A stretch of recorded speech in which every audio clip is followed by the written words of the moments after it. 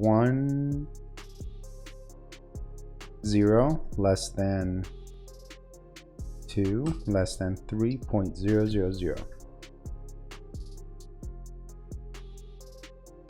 We'll create 2 sliders here. Change the minimum and maximum, and that's going to be how far it's going to move them up and down. So we'll use the domain as the target. Now we have 18 remapped numbers that we can use as the z-values. So notice that we basically scaled them down by a lot, so we can still scale them up more. So let's go maximum 20.